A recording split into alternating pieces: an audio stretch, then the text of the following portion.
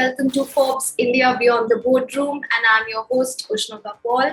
Before I start today's episode, let me give a disclaimer that I have always looked up to this person that we have as a guest today. She's an icon. She was the first female engineer hired at Tata Engineering and Locomotive Company, otherwise known as Telco, where she joined as a development engineer in Pune.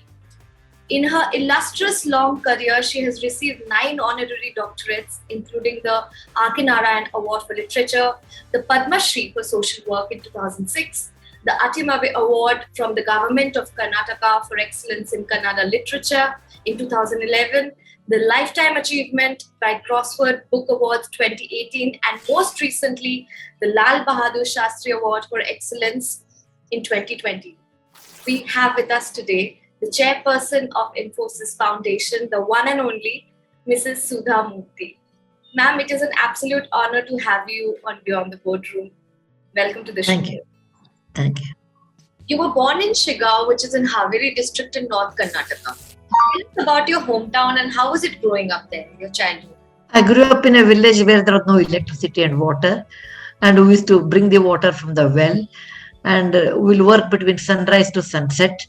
There were no theaters when there is no current water. Theater is out of question.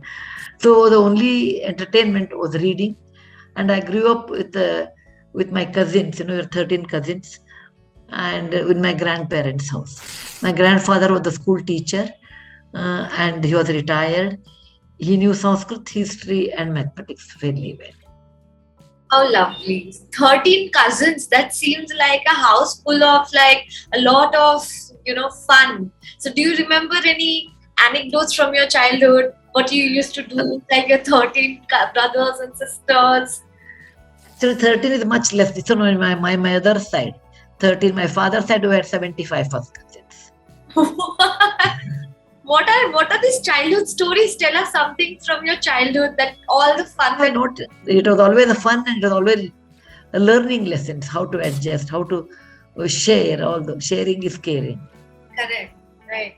And later on you obtained your electrical and electronics engineering degree from BVB College of Engineering, and you obtained the first rank across all branches and even received a gold medal from the then Chief Minister of Karnataka. What can you tell us about that time? Do you remember that day? Is it fresh in your memory still? Yeah, it was in the year 1968. I joined engineering college. I was hardly 18. And 4 years I studied there. And I was the only girl in the class. Actually, I have written an article on that, how to beat boys.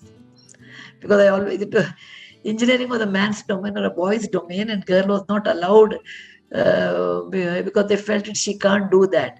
Yeah. So when I joined, people used to really feel that, look how a girl can do engineering. So when I got a first rank, I wrote that how to beat boys in their own game, in their own domain. Right. So it was something very, very learning experience, very self-relying. I could not rely on anybody. I had to learn by myself and study.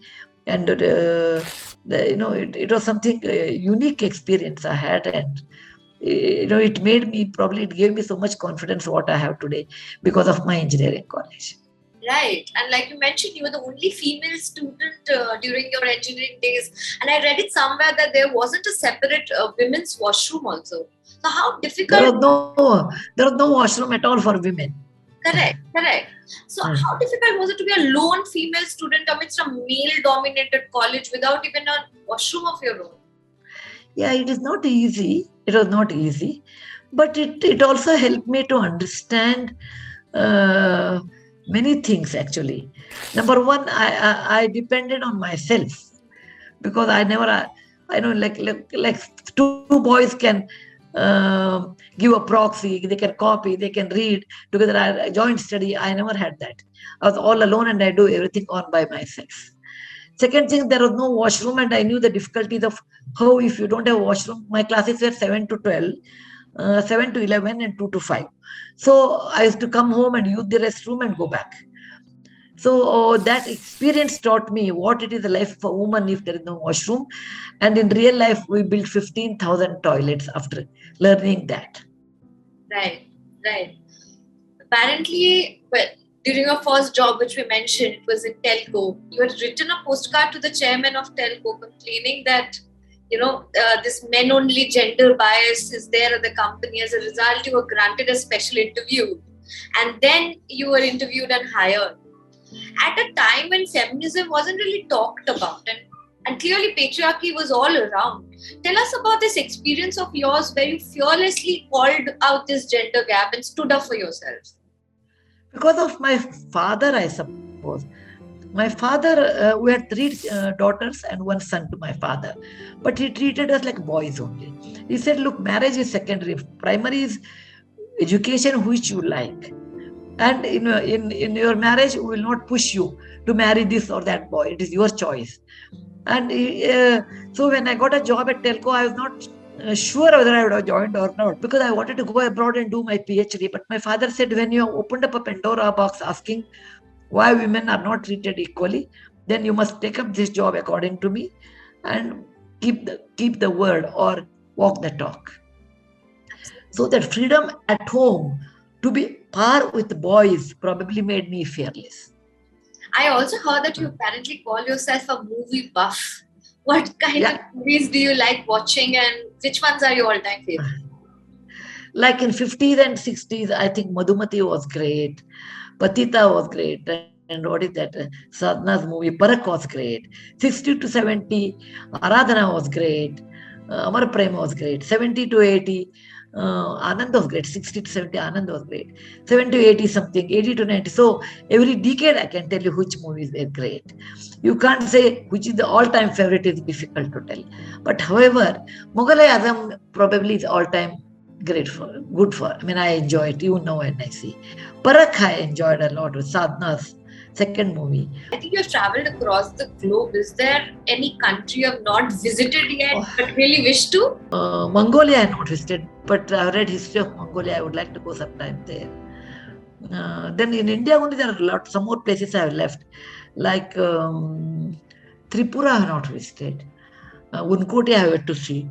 Dholavira I have yet to see. In India only I have 3-4 are left.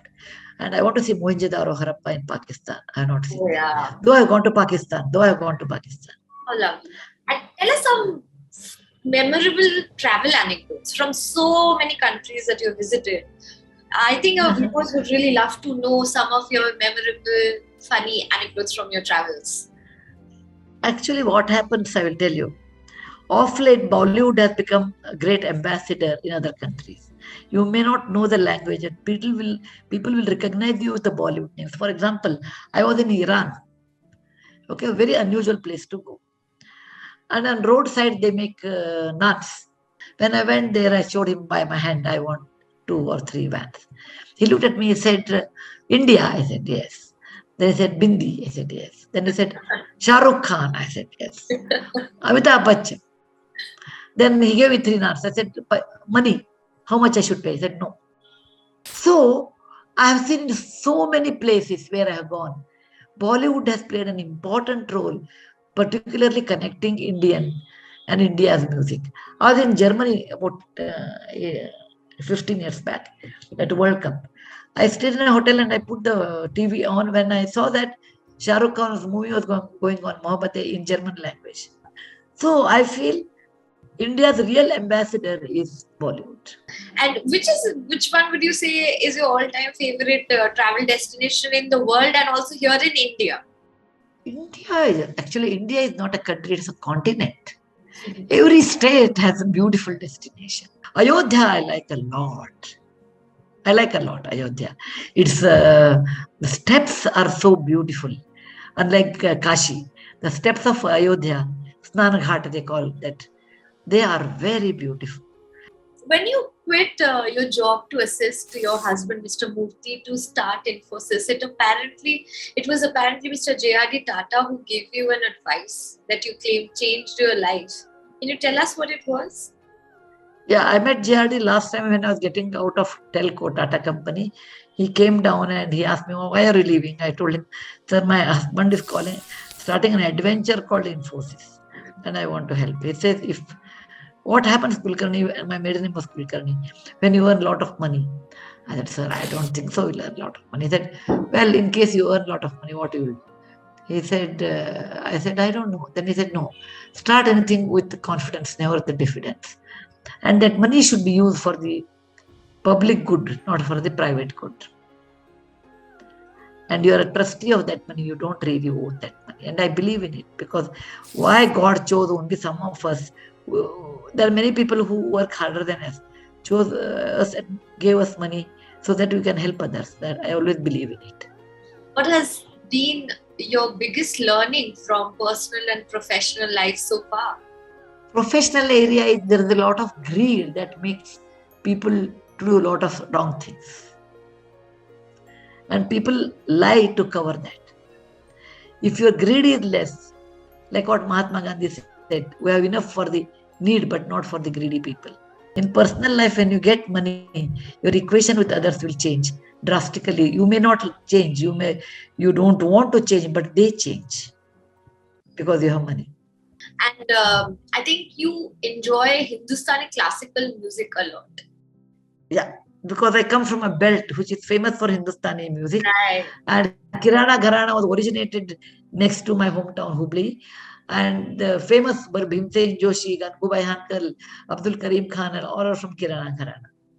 I think last year in September, there was this one photograph of yours that went really viral in the internet, where you were seen sitting with a heap of vegetables. And it went really viral. See, what happens when people achieve, or when people have money, other people always pump them saying that you are the best, your decisions are the best, and what you do is the right. So it normally goes to the head. Head doesn't stand on the shoulder at that time. The best way is in front of Lord, you stand and say, oh God, tell me what is my position in front of you. He says, all my children are equal. And I believe all are equal. But in reality, in society, all may not be equal. So 3 days in a year, this temple which I go, so 3 days there is a festival. That time I don't sell vegetables. I go there and I cut vegetables or I clean vegetables. I do some karseva. That means you work with your own hands, not with your checkbook. Sometimes I clean the vessels, bartans, all those, to tell my mind, look, you are nobody extraordinary. You are like anyone in front of Lord. It's absolutely fascinating. Actually, your philanthropic work is well known. You founded several orphanages also, participated in rural development. Another thing that I read was that all the Karnataka government schools, you have provided them with computer and library facilities. What really drove you to do this? The poverty of the people. I always have this in my mind. There may be many, many intelligent people better than me, other side of the poverty line. I got an opportunity. I was born in a proper family where education was important. Married a man who respected education and have children who enjoy education. But many people have missed that boat. So when you get money, it's your duty to help those people. The money, that's why I always have a strong belief. The money is not meant for you. It is meant for the poor people where God cannot come there. And he says, okay, this money is given to you. Please help them. And that is my driving force in all my philanthropy. It's beautiful. And many, many years back, I remember I read it in the news, this one incident where you were traveling somewhere. And I think a lot of people watching this show must have heard about this incident. And you were there in the business class line and a person made a cattle class. Yes. It's known as the cattle class. Now, most people judge you by what you wear, how you look. And that's the reason people always, I don't say you should be shabby. I don't say that. You should have bath, you should wear iron clothes, you should be presentable. But that is more than that, what you do, this is my personal opinion, is for what? Somebody should say you are beautiful, it really matters? No, for me it doesn't matter. Somebody says, oh, you are so good, it matters to me? No. What matters to me, what I don't want to talk is my work. My work should talk for me, not my dress. I may look simple, I may use simple dress, but my work may be tremendously, it's a very good quality of work will be there. So I say, and it also hurts me to spend so much money on expensive dress, because the same money I can save and give it to a child for education, the child will be a graduate. So, is it really worth to make an appearance which others should say wow wow to you? That means you depend on someone else's approval. Why should you? You should have approval within yourself. As long as you do legally, ethically right work. Lastly, what would be your advice to all these young people out there who are dreaming big? They probably want to be big entrepreneurs someday. What is your advice to them? The next generation, I say, you should have patience. You should work very hard. There no hard work has not killed anybody. Bad habits have killed. Hard work has never killed. Work hard, keep your work ethics. Initially, you may not be successful. In the long range, you will be successful. That's all I want to tell you. Thank you so much, Mrs. Murty. Ma'am, it was such an honor to have you on my show. Thank you. Hope Thank to you. have you on the boardroom. Stay Thank the you. same, Thank you. and you inspire many, many, many, many people just like me all around the world. Thank you so much. Thank you very much.